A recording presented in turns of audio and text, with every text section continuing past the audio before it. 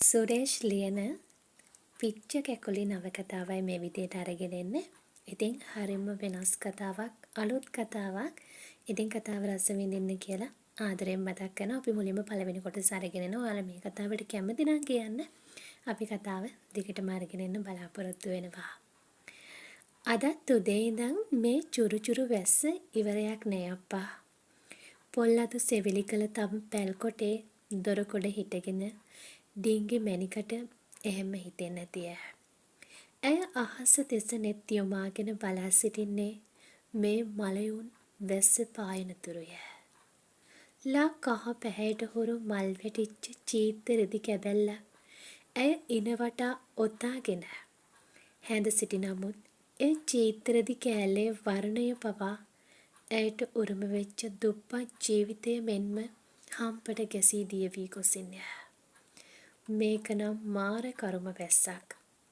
ඇය වැහි දෙවියන් වෙත නෞකාඩු කියමින් මෙතෙක් වෙලා තම ඇඟිලි තුඩු අස්සේ සිර කරගෙන උන්නු මුදල් නෝට්ටුවක් සුරුට්ටුවක් මෙන් 3ට 4ට නවා තම හැට්ටේ අස්සේ ඔබා ගත්තාය. ඩිංගිරි මැණිකා ඇඟ ලාගෙන හුම් දම් පැහැයට හුරු කෙටි හැට්ට කෑල්ල අස්සේ හිර වී තිබෙන විශාල පෙනුමකින් යුක්ත ඇගේ පියුරු සඟල එවැනි මුදල් නෝට්ටුවල සුවඳට ඉතා හුරුපුරුය. ඇය මේ චුරුචුරු වැස්ස තව චුට්ටක් අඩුවන තුරු මග බලාගෙන සිටියේ සියාතු මලයාගේ ලෑලි කඩේ පැත්තට ගාටන්නය. තම කිහිල්ල අස්සේ ගල් අරක්කු වර්ගයට අයත් භාගේ බෝතලයක්ද ඇය ඔබාගෙන ඇත. නමුත් එය හිස් බෝතලයකි. ඒ බෝතලය ඇය පාවිච්චි කරනුයේ භූමි තෙල් භාගයක් රැගෙනීම සඳහාය. කොහෙද ඉතින් මේ මගුල් වැස්ස ඉවරයක් නෑනේ. වැහි වලාවෙන් බර වූ අහස් කුසට ඇය සාප කරන්නේ පොද වැස්සේ තෙමීගෙනම මිදුලට බැස්සාය. වැහි ජලයෙන් තෙති බරිත මැටි පස මත ඇය තම නිරුවත් යටි පතුල් දෙක බරකොට ඉදිරියට ඇවිද යන වෙලාවේ චොස් චොස්කා ශබ්දය පිට කරමින් ඒ ගැහැණු පා මත රැඳි ඇඟිලි කරුවස්සෙන් මඩ මිශ්‍ර පස අංශු මදක් ඉහළට විසිරී ගියේය. ගෙවී ගිය අබලන් බාටා සෙරෙප්පු ජෝඩුවක් හෝ ඩිංගිරි මැණිකාට නැතිය. ඇය පාවහන් පැළඳි කාලයක් දැන් ඇයට මතක නැතිය. ඉතින් ඇය ගමේ ගොඩේ කඩ පිලට හෝ අතන මෙතන කොතනට වුවත් බොහෝ විට ආවේ ගියේ පාවහන් යුගලක් නොමැතිවය.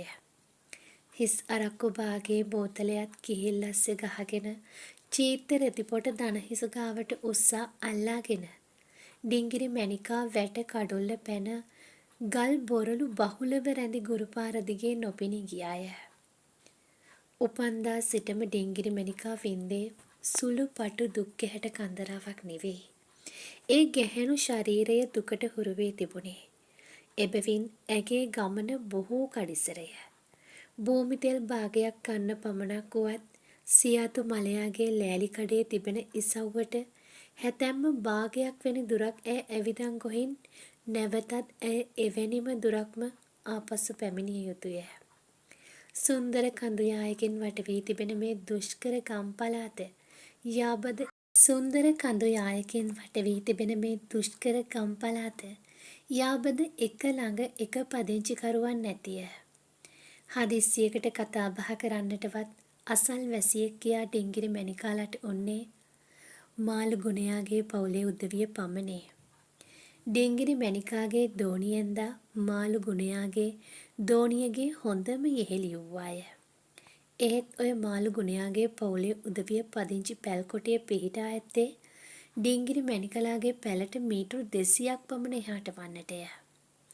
අව්ව වැස්ස තඹ සතේකට මායිම් නොකළ ඩිංගිරි මැණිකගේ ගමන කවදත් බොහොම කඩිසරය. නමුත් ඇයත් 53 හැවිරි දිවියේ පසුවන ගැහැණු පරාණයක් වන්නේය. ඇගේ ජීවිතය මොනතරම් කටුක දුක් ගැහැට මැද ගෙවී ගියත් වයසට යන්න යන්න ඒ ගැහැණු ශරීරය තව තවත් දිරිහන් වන්නේ කොහොමද කියා මේ ගම් පළාතේ අවට ජීවත් වන අම්මණ්ඩිලාගේ පපු කැවුත්ත ඊරිසියාවෙන් පුපුරු ගැසී නැත්තම් ඒ බොරුවකි. තවමත් එකදු කෙස් ගහක්වත් සුදු පැහැයට හැරි නැති ඩිංගිරි මැණිකාගේ කෙස් වැටිය තම හිස පිටුපසට තියා මොල්ලියක් මෙන් ගුළු කර නිතරම ඇය බැඳගෙන උන්නු නමුත් ඒ කෙස් කලඹ පහළට කඩා හැලෙන විට ඇගේ ඉන දෙපස දක්වාත් එය දිගය. එවැනි රෝ ස්වභාවයක් පිහිට ඇති 53 හැවිරිදි ඩිංගිරි මැණිකා නම් මැදි වයසේ පසුවන ගැහැණිය. රූස්ස ගහ කොළ අස්සෙන් වැටී තිබෙන අඩි පාරක් වැනි පටු මාර්ගයක් දිගේ හනි හනික ඉදිරියට ඇදෙමින් උන් නමුත් මේ තම අවසන් ගමන කියා ඇය හාන් කවිසියක් නොදැන සිටියාය. කෝ අනේ අපේ අම්මා උන්ද මේ ඉන්නව මේ නෑ. ඒ තමරාගේ කටහඬය. නිවිතු කොළ හීනියට කපා දෙමූ මැටි වළඳකට පරිප්පු මිටක් දමා රෑට කන්න කියා ඇය හොද්දක් ලිපේ තියන්නට සූදානම් වුණාය. රතු කැකුළු සහලෙන් පිසූ බත මුට්ටියෙහි රස්නය තාමත් ඒ අතු පැල්පතේ පිටි කුස්සිය දෙසින් පිටව ගොසින් නැතිය. රෑට කන්නට කියා උයන්නට වැඩ කටයුතුවල ඇය නිරත වන අතරතුර විටින් විට ඩිංගිරි මැණිකා කොහෙද කියා ඇය විපරම් කර බැලුවාය. අම්මා භූමි තෙල් ගේන්න කඩේ පැත්තට ගිහින්ද කොහෙද? වරිච්චි බිත්ති 4කින් සමන්විත මේ පැල්පත ඇතුළෙහි මුල්ලක වන්නට නිතර දොවෝලේ දකින්නට ලැබෙන භූමි තෙල් පිර වූ භාගයේ බෝතලය දැන් ඒ ස්ථානයේ දකින්නට නැති බැවින් තම මව ඒ බෝතලයත් රැගෙන භූමි තෙල් එන්න සියාතු මාමාගේ ලෑලි කඩේ පැත්තට ගාටන්නතයි කියා ඇය අනුමාන කළාය. ඉතින් තවත් ඒ ගැන සිතා පළක් නැති බැවින් ඇය බොහොම යහුසුලුව කුස්සිය ඇතුළට වැටි තම දෙපාට පසුව නවා ගනිමින් හිරමනේ වාඩි විය. ඊට පස්සේ ඇය පොල් බෑයක් හිරමන තලය මත ජරස් බස් ගා අතුල්ලමින් ඒ පොල් බෑය ගාමින් උන්නාය. වෙලාවත් දැන් හවස 5 කණිසමට කිට්ටුය. ඉතින් මේ වැහි බීරිම අතහැර දමන ලද හීන් වැහි පොද කිහිපයක් මහා පොළව සිපගන්නා චුරු චුරු ශබ්දය පරයා එකවරම මිදුල පැත්තෙන් පිරිමි කටහඬක් මතුවිය. තමර නංගියේ කෝ ඔයා ඉන්නවද නංගියේ? හිරමණය උඩ වාඩි වී සිටින ඇය ඒ පිරිමි හඬ පැහැදිලිව ඇසුණු බැවින් ඇය තිගැස්සී ගියාය. ඇය එතනින් නැගිට අතෙහි තිබෙන පොල් බෑයත් රැගෙන දොරකොඩ පැත්තට හනිකට දිව ගියාය. "හානේ ඉස්කෝලේ මහත්තයා. ඕ ඒ ඇවිත් උන්නේ සපුමල්ය." සපුමල් තාරක ඉදිරිසිංහ නැමැති ඔහු පාසල් ගුරුවරයෙකි. කොළඹ පළාතේ උපත ලද සපුමල් තමරා පදිංචිව සිටින මේ දුෂ්කර ගම්මානය බලා පැමිණියේ ඔහුගේ මුල් පත්වීම මේ ගම් පළාතේ පිහිටි ප්‍රාථමික පාසලකට ලැබුණ බැවිනි. තලෙලු පැහැති සිහින් සිරුරක් ඇති මේ ගුරුවරයා 27 හැවිරිදි වියේ තරුණයෙක් වූවාය. නව පත්වීම ලබාගෙන තමරා පදිංචි පැල්වත පිහිටි ප්‍රදේශයේ ස්ථාපිත පාසලට පැමිණ සති 2ක කාලයක්වත් තවම ගෙවී ගොස් නැතිය. මේ ගම් පළාතේ සේවය කරනු ලබන ග්‍රාම සේවක මහතාගේ නිවසේ කාමරයක සපුමල් නවාතැන්ගෙන සිටින අතර ගමේ කවුරුත් චුට්ටේ කියා ආමන්ත්‍රණය කරනු ලබන තමරා දිල්රුක්ෂි හීන් කැටිය නම් වූ හුරුබුහුටි තරුණියව ඌ අහම්බෙන් දුටුව මොහොතේ සිට ඇය පිළිබඳ දැඩි උනන්දුවක් සපුමල්ගේ හිත තුළ ලැබුම් ගත්තාය. එතෙන් පටන් මග තොටේ යන ගමන් කඩමණ්ඩිය අසල හෝ කළු දොළ අසල එහෙමත් නැත්නම් වෙල්යායට මායින්ම පිහිටි පින්ලිඳ ගාව ඔවුන් දෙපළ ඩිංගක් නැවතිලා කතා බහ කරන්නට පුරුදු වී උන්නාය. සතියක පමණ කාලයක් තිස්සේ සපුමල් සහ චුට්ටේ නම් කිලිපැටිත් කිය අතර පැවති කතා බහ ප්‍රේම සම්බන්ධතාවයක් දක්වා දැන් දුර ගිහින් නැතිමුත් සපුමල් තමාව මුණ ගැසීමට තම පැල්පතේට සොයා පැමිණෙතැයි කියානම් ඇය හීනකින්වත් සිතුවේ නැතිය. හත්තිලව්වේ හා පුරා කියලා මේක ඔහේ ගෑටුවෙත් මගේ අම්මයි අප්පච්චි නැතිම වෙලාවක නොවැ කියා කාරණාව චුට්ටිගේ හිත ගිනි අවලා දමන්නට සමත් විය.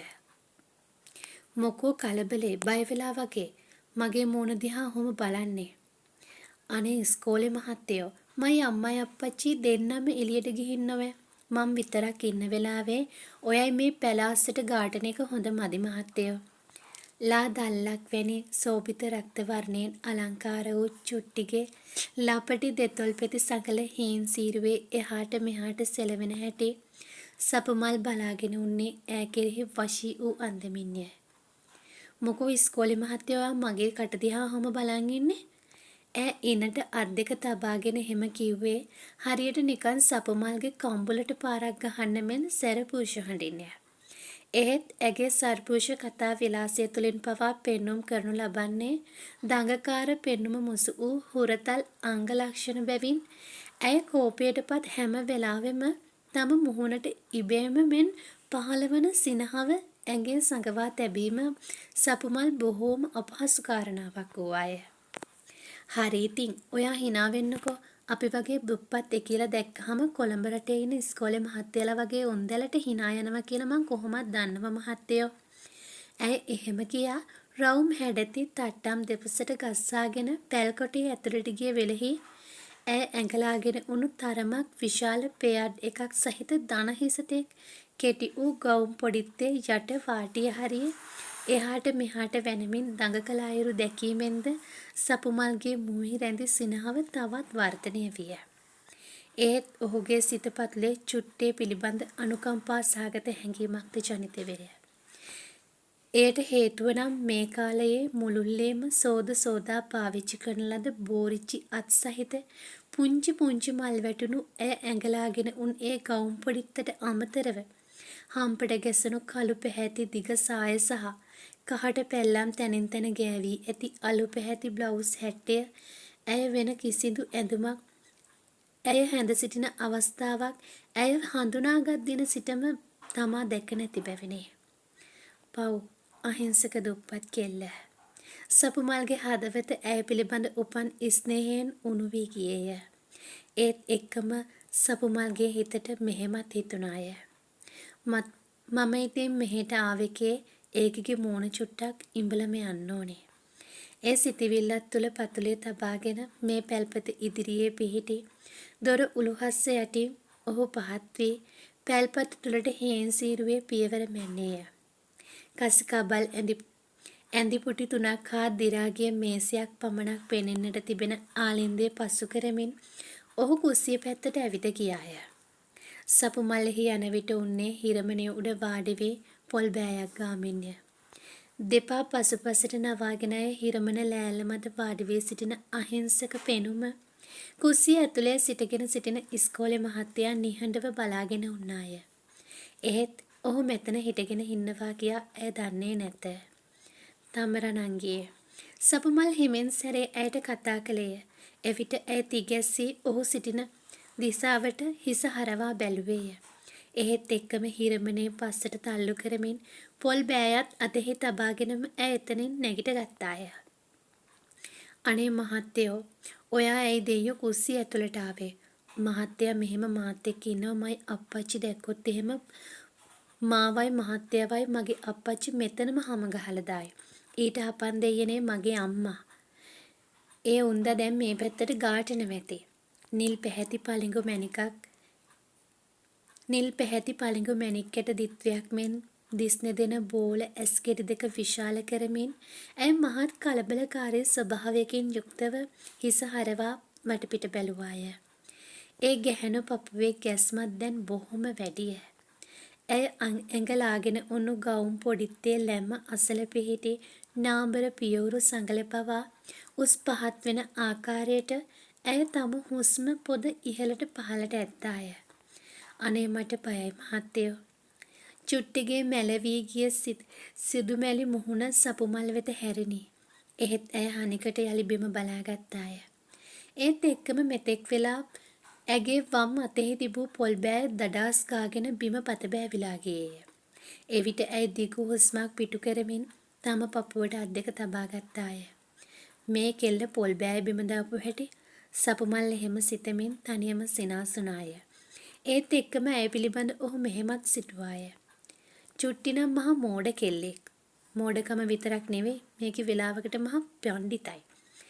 හැබැයි ඉතින් මොන වුණත් මේකේ හරි අහිංසකයි. සපුමල් එහෙම හිතමින් ඇය අස්සල පියවර තැබුවාය. ඔහු ඉදිරියට යන විට ඇය පසුපසට ගමන් කළේය. ගොම මැටිගෑමේ සීතල පොළොව මත චුට්ටි තම නිරුවත් යටිපතුල් දෙක ස්පර්ශ කරමින් පස්සට ඇවිද ගොහින් වරිච්චි බිත්තියට හේතුවේ නැවතුණාය.